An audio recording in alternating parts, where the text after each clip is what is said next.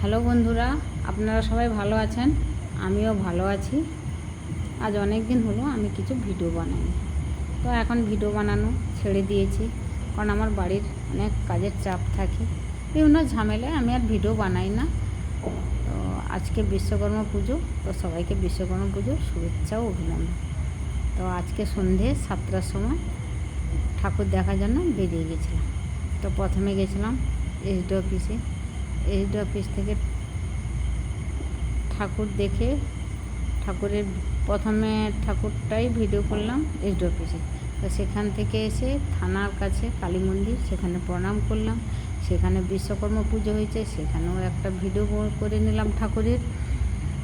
দিয়ে চলে যাব দীঘা মোড়ের দিকে। তো দীঘা মোড়ের দিকে ছোটো ছোটো অনেক প্যান্ডেলে পুজো হয়েছে, তাই সেখানে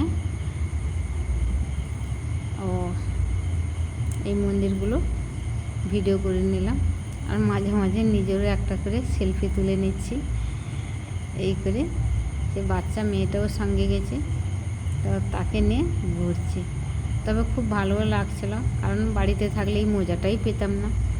তো আজকে একটা পুজোর দিন, তো একটু না বেরালে হয়, তাই বেরিয়েছিলাম। আর প্যান্ডেলগুলো ছোটোর উপরে কিন্তু খুব সুন্দর হয়েছে। তো এই করে প্রায় 7-8টা মতো ঠাকুর দেখে এলাম। আর আপনারা সবাই আজকে বিশ্বকর্মা পুজো ঠাকুর দেখতে বেরিয়েছেন তো